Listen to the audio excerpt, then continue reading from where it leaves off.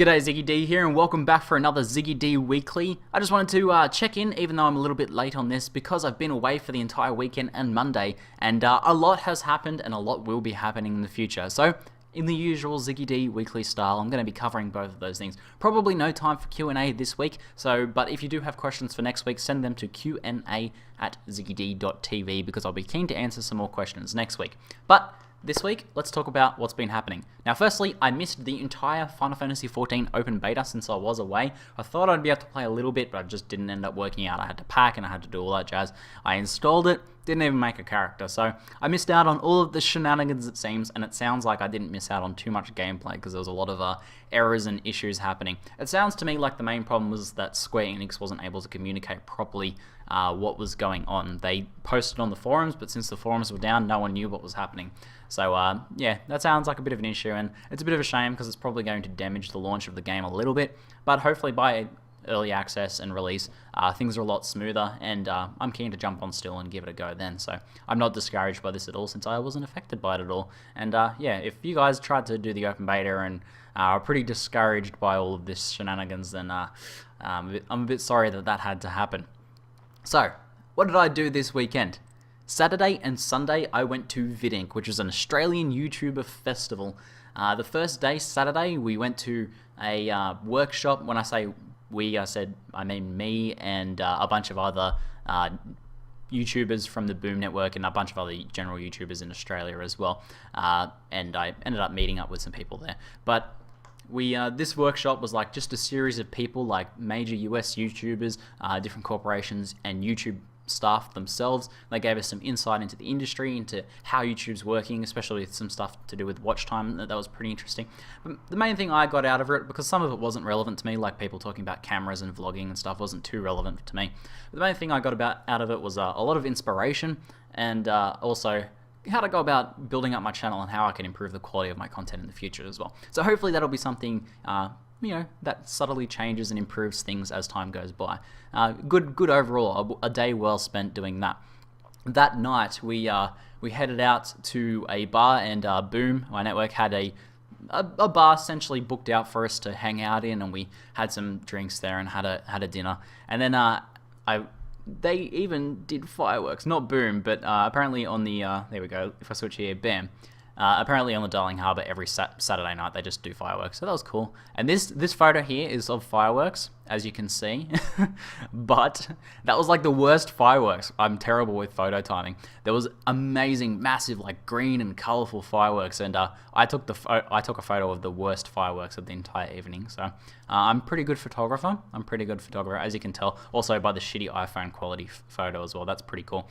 But from there we went to they had another, like a club and like a nightclub sort of thing with a VIP section booked out. So we all got in there, we got ushered in there, and the staff were all like, crazy hospitable, giving us like pitchers full of free beverages and things like that. So that was interesting. That was kind of fun.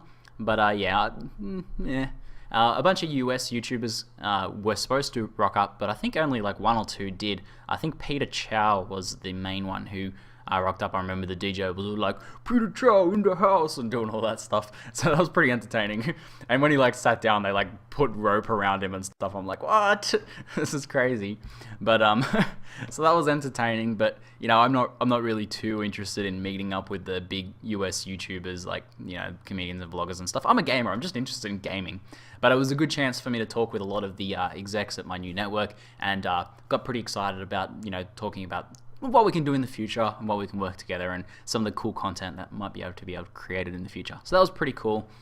And yeah, and then Sunday, the next day, was the actual like VidInc event that everyone goes to, basically. So a bunch of big US YouTubers flew out, a bunch of names I don't know because I don't follow that sort of stuff, but like people like Jenna Marbles and Peter Chow and stuff like that did like meet and greets, and a bunch of people did stuff on stage, and I'll actually go over here. So this is like a photo of some of the line, and it's like the smallest photo of the smallest line. As I said, I'm a terrible photographer. Like what I mentioned with those fireworks, this is the same thing with the line. Essentially, this line extended out and wrapped around and went outside and was massive. It was like, so about 6,000 something people came to the event, and the line was like 3,000 people long when I got in there. Thankfully, since I was with Boom, I just went whoop and walked in, so that was pretty cool.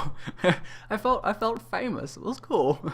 But here's an inside shot. We've got kind of like a boom stand over here, and they had the main stage here with a big screen stage. There's a bunch of seating there, which you'll see in future photos. But as you can see, lots of people just standing around, checking out stuff, networking with other YouTubers. It was pretty cool. Pretty interesting to see how many people rocked up for this sort of thing. And one thing I didn't get a photo of, which I should have actually, was the line for the meet and greet for Jenna Marbles. So there was like 6,000 people there. There was probably like 3,000 or 4,000 people lining up to meet Jenna Marbles. That was crazy. She did meet and greets for like 6 hours or something. So that's yeah. It was a very fun event overall. There's more of the boom sort of stand that I hung out in. Here's one of the two awesome gamer fellas, and we all played some table tennis with just random people, and that was pretty cool. So I stand there and play some table tennis. That was fun. That was fun.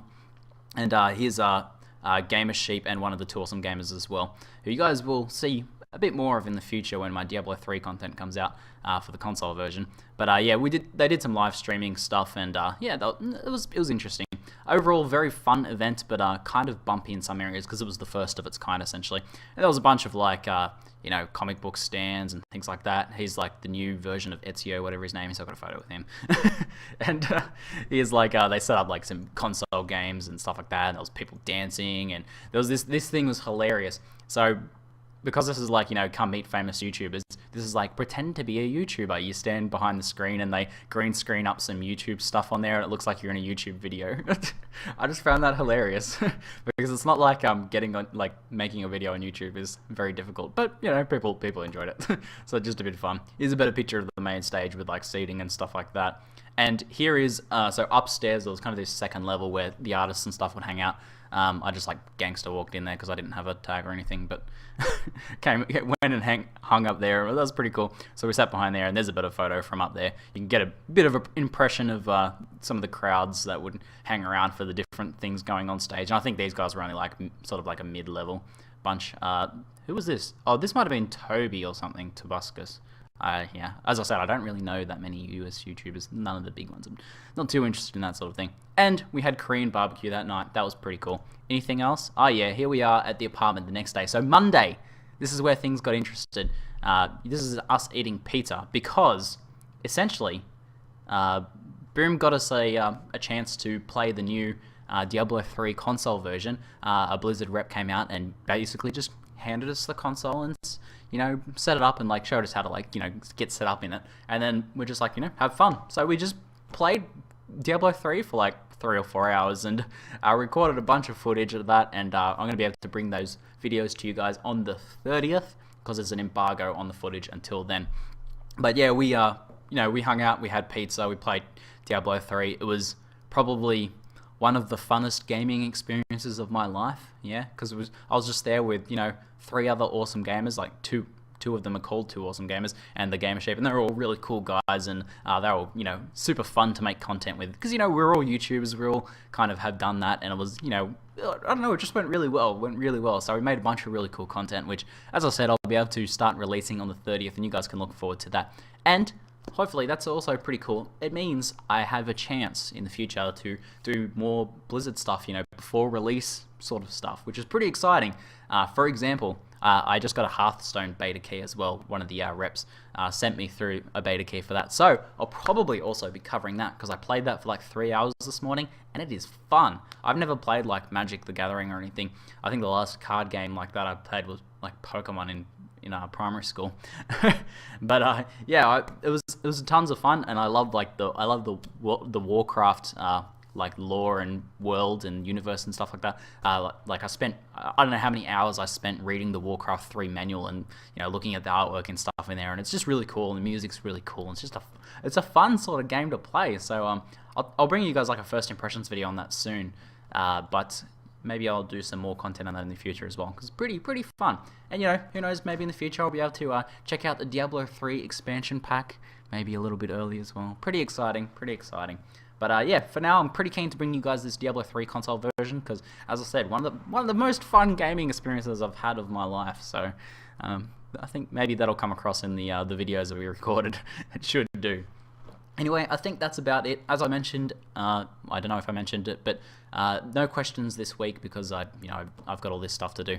But send me questions to Q&A@ZiggyD.tv, and I'll answer those next week because I'm keen to get some more questions. I actually don't think I have many questions at the moment. Anyway, I'm ZiggyD, and thanks for watching.